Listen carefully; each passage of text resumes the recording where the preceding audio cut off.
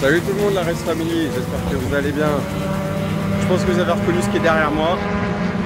C'est le Dunlop sur le circuit Bugatti au Mans. Alors effectivement, ce week-end, j'ai été confié par Guillaume qui m'a invité sur son week-end compétition. Il y a plusieurs catégories qui roulent ce week-end. Et lui, il roule en classe N. Donc on va le laisser finir sa petite course. Et après, on va le rejoindre et il va nous expliquer son parcours, son véhicule et ce qu'il faut faire pour rouler sur le groupe N. Place aux vidéos!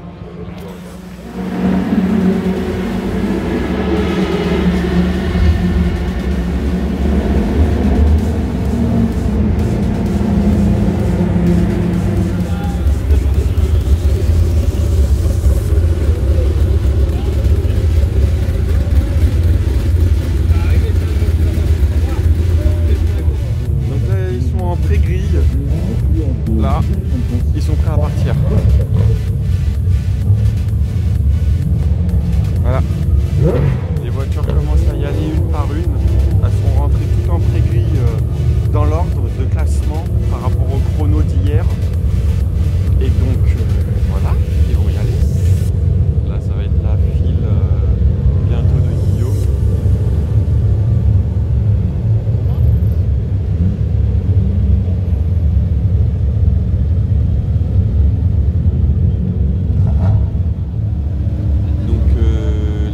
Départ lancé, ils ne partent pas sur la grille de départ, ils partent derrière le safety car lancé. Donc là ils empruntent la ligne des stands, ils rentrent sur la ligne des stands et ils partent le long de la ligne de départ. Et c'est bon, on peut y aller.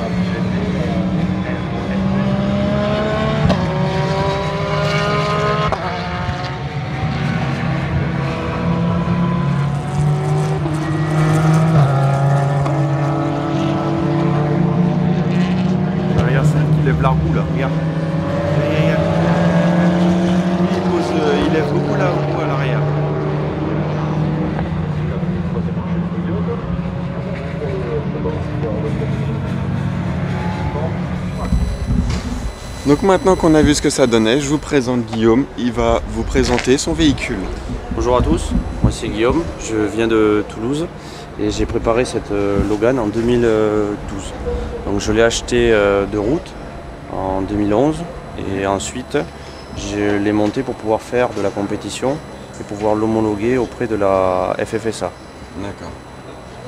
Donc par rapport à ta compétition au groupe N, c'est ça? Oui. D'accord. Donc qu'est-ce que tu avais le droit de faire ou de ne pas faire sur ton véhicule? Alors en fait le groupe N c'est un véhicule de série équipé pour la piste avec tous les éléments de sécurité. D'accord. Donc on part d'un véhicule de série, on l'équipe avec tout ce qui est sécurité comme l'arceau, les films anti-déflagration, les extincteurs, donc j'en ai 2 dans la voiture, le coupe-circuit et ensuite on peut aussi travailler la performance sur le châssis, notamment les amortisseurs. D'accord, ok. Donc après, donc, tous les autres éléments, freinage, moteur, tu n'as pas le droit d'y toucher. Exactement. Dans ma catégorie en fait, ils respectent le véhicule de série utilisé. Et pour pouvoir contrôler cela, j'ai une fiche d'homologation avec les photos notamment de ces éléments. Donc à l'avant, ce sont des disques non ventilés pleins. Okay. Donc tu n'as pas le droit de faire une modification, sinon tu peux être recalé. C'est ça, je peux être sanctionné. Alors là, on va dire l'investigation va être effectuée après la course. Et en cas de contrôle, je peux être disqualifié, voire exclu carrément de la compétition. Okay. Donc, il vaut mieux ne rien faire du tout, rester comme ça et pas prendre de risques. C'est ça, et en plus on entretient la fiabilité du véhicule d'origine. Oui. Parce que même si les performances ou son utilisation est supérieure par rapport à l'utilisation classique, oui. Je vais dire les freinages, c'est comme si on avait un freinage d'urgence qui était effectué sur une voie rapide. Oui. Mais après les disques ont tendance à redescendre en température, donc on n'est pas là, on massacre pas la mécanique. D'accord, très bien. Donc là, tout à l'heure, on a changé tes roues par rapport à ta session de ce matin. Donc pourquoi tu les as changées justement? Alors en fait, je roule à l'année avec des pneus semi-slick. Oui. Donc les pneus semi-slick sont des pneus homologués route, mais avec de la gomme légèrement plus tendre. Plus tendre, oui. Ce qui me permet moi en circuit d'adhérer mieux le sol, mais l'avantage de ces pneus, c'est que je peux aussi les utiliser quand il pleut. Pour l'instant, je tourne avec des marques comme Fédéral. Oui. J'ai utilisé aussi du Nankang et en pneu pluie, j'utilise du Toyo R1R. D'accord, très bien. Donc ce matin, tu roulais avec les NS2R, c'est bien ça? C'est ça. Ok. Tu as changé parce que le grip n'était pas terrible, c'est ça? Alors, j'ai pas réussi à, peut-être c'est trouver le bon réglage. Voilà, peut-être c'est dû à la pression, peut-être c'est dû à son utilisation, mais j'ai pas réussi à trouver une voiture vraiment qui tenait le sol. J'avais cette sensation avec les Fédéral RSR 595 et j'ai pas réussi à trouver ça, donc j'ai décidé entre les 2 courses de changer les roues et de monter les roues équipées des Yokohama. D'accord, donc cet après-midi c'était nettement mieux. Oui. Après il faut dire, c'est vrai que la température de ce matin était très fraîche. Oui, c'était très frais et d'après ce que j'ai pu comprendre, la température extérieure joue sur la piste et ça joue aussi sur nos pneus et sur la tenue de route. Ils ont du mal à chauffer, plus de temps à chauffer, du coup c'est ça. Un moins bon grip. C'est ça. Voilà. Donc là c'est ton équipement, c'est ça? Oui, c'est ça. Donc je suis habillé comme je suis habillé dans la voiture lors de compétition. D'accord. Donc une combinaison intégrale inifugée avec un dessous de pantalon aussi inifugé obligatoire, des chaussettes inifugées, des chaussures inifugées, un dessous, un pull inifugé et donc la combinaison qui recouvre l'ensemble. D'accord. On trouve aussi une cagoule, qui vient sous le casque. On a le casque, le Hans qui permet d'éviter le coup du lapin en cas de choc. Et on a les gants qui sont aussi inifugés. Donc une combinaison entièrement inifugée pour protéger de l'incendie au cas où. Donc par rapport justement à l'incendie, je vois que tu as 2 extincteurs, c'est ça? Donc nous dans notre catégorie, un seul est obligatoire. D'accord. Mais on a 2 extincteurs, donc un qui est à main, qui est accessible en cas de problème par le pilote lui-même, avec aussi un extincteur à l'arrière. Un extincteur à l'arrière, oui. Qui peut être déclenché soit par le pilote, soit par les commissaires de piste en cas de crash. D'accord, très bien. Donc ça correspond à une des manettes que tu as devant, c'est ça? Hop. Alors c'est ça, nous avons le coupe-circuit Oui. qui coupe totalement l'électricité du véhicule. Et nous avons une tirette extincteur qui permet de déverrouiller l'extincteur arrière. Et avec les petites buses qui viennent sur le pilote, ça permet de le recouvrir de produits pour arrêter le feu. Très bien, donc vraiment protéger du feu au moindre problème, quoi. C'est ça. Et aussi on a une arrivée de produits dans la partie moteur. Oui, Qui dans permet la en partie cas moteur, d'incendie de tout couper. voilà. Limiter les risques. Exactement. Limiter la propagation. Voilà. C'est ça. On fait pas de chichi, on prend tout.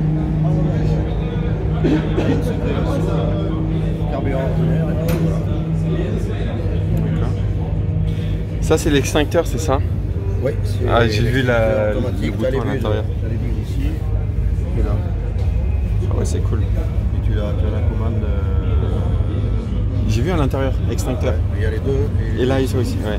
Tu as le courant direct. Donc ça c'est comment dire, une obligation pour la participation. Oui. Mais c'est venu petit à petit, ça on n'avait pas l'année, il y a 2 ans on n'avait pas. Et comme c'est sur les rallyes, ils ont dit on va le mettre sur les voitures. D'accord. Pas les contrarier parce que tous les ans ça se complique un peu. Tant que c'est pas trop cher ça va, mais après ça va vite. Donc on a Yako qui nous sponsorise au niveau de tous les l'huile, l'huile, le liquide de refroidissement, le liquide de frein. Donc c'est déjà pas mal. Okay. Donc ce moteur, t'en es content? Ah franchement? Oui, j'en suis très content. C'est un moteur K7M pour les connaisseurs. 1,6 litre 8 soupapes. Il est badgé 1,6 litre MPI sur les Dacia. C'est un moteur qui se retrouve sur aussi des Clio, tout ce qui est Clio, Renault, Scénic, Mégane. Oui. Et comme tu le dis, le moteur est d'une fiabilité exemplaire puisque en à peu près 10 ans de circuit, j'ai juste cassé la boîte cette année. Voilà. Et après j'en fais l'entretien régulier. Voilà, donc en termes d'entretien, elle te revient pas si cher que ça, quoi. Non. En fin de compte. Non, parce que une petite révision, c'est tout, quoi. C'est ça, et puis je fais attention aussi à tout ce qui pourrait être bruit parasite. Par exemple, j'ai changé cette année donc, la boîte de vitesse. On en a profité pour faire l'embrayage. J'ai aussi eu un roulement de roue arrière gauche qui a été complètement explosé. D'accord. Donc je vais dire non, j'en suis plus que content parce que on ménage pas non plus la mécanique. On n'est pas pour rouler à l'économie. Oui. Donc il y a certains circuits, notamment les Denons, où il y a une pente assez raide, où je fais rupteur de 2, rupteur de 3, et cela à tous les tours. Donc pour dire quand même que le moteur, il arrive à l'encaisser. Non, bah, enfin, vous voyez, on peut dire ce qu'on veut, finalement, c'est costaud, quoi. Ça tient. Et c'est un moteur 100% d'origine. J'ai juste une cartographie qui m'a été fournie par Renault Sport, quand Renault a développé le concept de la Logan Cup. Et en fait, il décale le rupteur de 250 tours minute, ce qui pousse la puissance approximativement à 100 chevaux, contrairement à l'origine qui en fait 90. Donc oui, c'est sûr que par rapport aux autres Porsche, tu te fais déposer, mais c'est pas la même classe, encore une fois, il faut le rappeler, c'est pas comparable du tout. C'est ça. Voilà. Puis peu importe le véhicule qu'il y a sur la piste, et peu importe les moyens aussi qui sont mis, on va dire, dans le véhicule, on est tous là aussi pour prendre du plaisir. Qu'on soit en Dacia, Porsche, Peugeot, BMW, on ressort tous généralement avec le sourire et on y revient. C'est ce qu'il faut. C'est ça. Tu viens là pour ça, pas te prendre la tête. Et puis moi ce que je trouve de bien aussi dans la compétition, parce que quand je me déplace sur un circuit, j'ai 50% de plaisir à être sur la piste, mais j'ai aussi 50% de plaisir à passer du temps dans les paddocks, rencontrer des personnes, discuter, échanger, parce que nous, quand on arrive sur un circuit, généralement les problèmes de la vie quotidienne, on les laisse à l'entrée du circuit. C'est ça. Tu tires un trait et tu oublies tout. C'est ça. Vraiment, et tellement que c'est au bout de quelques années que l'on découvre le métier que notre colocataire de boxe ou notre voisin de paddock fait. ce qui parfois est surprenant. Parce que tu ne parles pas du tout de ta vie habituelle, de ta vie de tous les jours quand tu es ici. Non, c'est ça. Tu la laisses de l'autre côté du paddock, Exactement. de l'autre côté du box. Voilà, exactement. On est là en week-end pour passer un bon moment. Entre passionnés. Exactement. Voilà, c'est ça. Donc par rapport à ta compétition, comment ça se passe Alors en fait, je participe à un championnat français qui s'appelle la Coupe de France des circuits. C'est une compétition 100% amateur où viennent les week-ends de course, plusieurs dizaines, voire parfois on dépasse la centaine de participants. D'accord. Ces participants sont organisés sur différents plateaux, notamment le groupe A, qui sont souvent des Clio Cup, issus des montages d'usines. Nous avons notre catégorie, le groupe N, où beaucoup de marques sont plutôt représentées, comme Honda, BMW, moi j'ai une Dacia, Peugeot 206 aussi. Et nous avons aussi le groupe C, qui est en fait on va dire des petites voitures comme des monoplaces. Oui. Et nous avons aussi le groupe Monoplace qui, elle, est qui regroupe l'ensemble des petites monoplaces comme des Formule Renault, Formule Campus. D'accord, très bien. Donc tout à l'heure on t'a vu rouler avec une autre catégorie. Donc comment ça se passe? En fait, il y a deux catégories séparées sur le roulage en fait. C'est ça. Alors en fait, il y a aussi la catégorie GT qui regroupe toutes les voitures de forte puissance, notamment des Porsche, des Audi R8. Et ce week-end-là, on a roulé avec les GT parce que nos plateaux étant parfois un peu modestes en termes de participants, on regroupe les plateaux pour pouvoir avoir une utilisation de la piste optimale. D'accord. Pour avoir un maximum de roulage sur la journée. Exactement. Et du coup, en fait, ça serait à cause de ça que tu ne fais pas de podium parce que tu ne roules pas avec la même catégorie en fait. C'est ça. Alors, quand on est mélangé, il récompense les gagnants des groupes. C'est-à-dire qu'en GT, les 3 premiers sont récompensés, en groupe N, les 3 premiers sont récompensés. Mais ils ne tiennent jamais compte de tout ce qui est classe. Donc les classes, c'est lié à la cylindrée de chaque véhicule. D'accord. Donc toi, à chaque fois, tu te retrouves sur la sellette, bien que normalement, si tu avais un podium à ta classe, tu serais dessus. C'est ça. À très forte chance. Ouais. Exactement. Et dans d'autres catégories comme le rallye, le slalom et la course de côte, les classes sont récompensées. Et comme nous, en fait, c'est une course sprint, les classes sont parfois un peu mises à l'écart. D'accord. Et souvent, ce sont les premiers qui gagnent. Et pour faire simple, une BM M3 qui fait à peu près 350 chevaux sera souvent, voire tout le temps, devant une Peugeot 206 qui en fait 137. Ouais, voilà. Okay. Donc c'est... comment dire? C'est pas avantageux, mais vous n'avez pas le choix de faire comme ça. Quoi. Alors c'est un petit peu frustrant d'un certain côté. Oui, voilà, c'est ce que je veux dire. Mais au bout, je vais dire, on roule personnellement, je vais parler de moi, je roule pour le plaisir. Voilà. C'est pas là pour la gagne, pour la compétition. C'est ça. Pour le plaisir, pour te marrer, passer du bon moment, rencontrer des gens. Et c'est ce qu'on a pu faire ce week-end tous les deux et j'en suis très content. Je te remercie vraiment de m'avoir invité, c'était vraiment super. Et ça fait que des bons souvenirs, quoi. Ouais, c'est génial. Bah oui, puis ça permet aussi de rouler dans un championnat qui parfois nous amène sur des circuits prestigieux comme ce week-end-là, rouler sur le circuit Bugatti au Mans. Oui, c'est quelque chose d'exceptionnel. Ouais. Donc par rapport aux remerciements que tu as à faire, parce que c'est une voiture qui a été montée aussi avec des amis et tout ça, et avec des sponsors et autres, donc qu'est-ce que tu voudrais nous dire pour ça? Oula, la liste va être très longue, parce qu'en fait, chaque fois que je roule sur un circuit, j'ai beaucoup de remerciements qui peuvent passer dans ma tête. Parce qu'à la base, je n'étais pas voué à faire de la course automobile. Mon père n'est pas issu du sport automobile et ma famille non plus. On est juste des passionnés. Et moi, j'ai décidé de monter cette voiture. Je me suis un peu lancé à l'aventure et j'ai été aidé par un garage associatif qui m'a permis de monter l'arceau puisque je sais bricoler, je sais faire de l'entretien, mais il y a beaucoup de choses que je ne sais pas faire sur un véhicule. Donc le garage pour tous à Toulouse. Et aussi, j'ai un sponsor qui me suit depuis le début, qui me fournit tous les liquides de la Logan, c'est Yako. Okay. Et ensuite, j'ai des soutiens liés au club Dacia dont je suis président. Souvent des membres qui viennent sur les rassemblements, comme tu as pu le constater, oui. Et qui me donnent un coup de main, que ce soit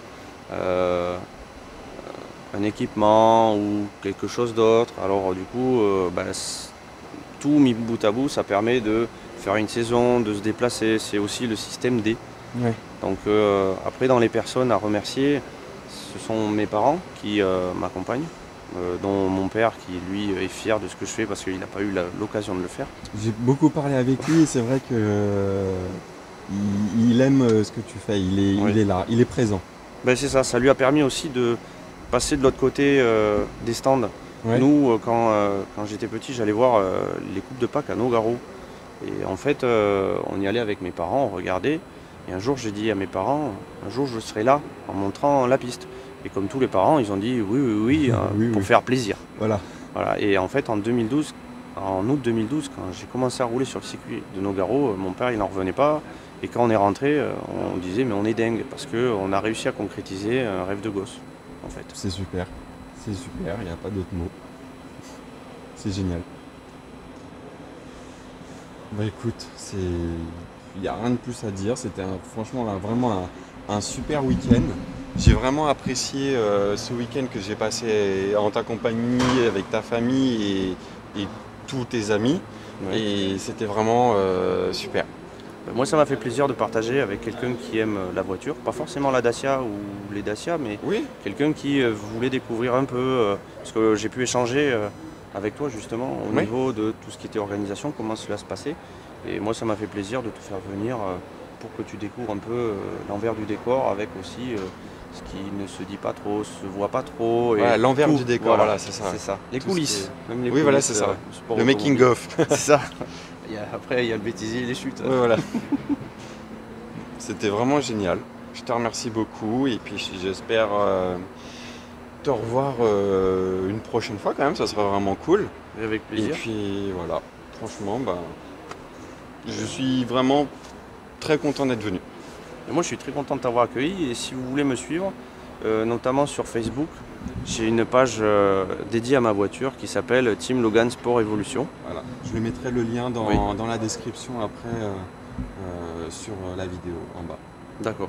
Et n'hésitez pas, si vous avez des questions, je réponds à tous les messages. Voilà, pour monter une Logan ou pour autre chose, ou même le coût d'une saison. Tu es disponible. Voilà. Je suis disponible parce que je suis un passionné et j'estime que la passion se transmet et se partage. Voilà, c'est ça. Complètement. Comme on disait, c'est pas fermé. C'est ça, c'est pas fermé et c'est aussi pour montrer que sans avoir une Porsche, on peut aussi rouler sur un circuit et se faire plaisir. Très bien. Sur ces belles paroles, Guillaume, je te remercie. Je te dis au revoir, à bientôt et bon retour parce que là, tu as un petit peu de route. Là. Oui, alors à Toulouse-Le Mans, on a mis 9 heures. C'est très loin. Heureusement, ce n'est pas moi qui conduis le véhicule tracteur, c'est mon père et moi ça me permet de me reposer un peu du week-end parce que c'est quand même une organisation. Voilà, tu as déjà quand même pas mal roulé ici. Hein. Oui, c'est ça. Voilà. Allez, je te remercie, je te dis à bientôt et merci pour tout. Merci, au revoir. Au revoir, ciao.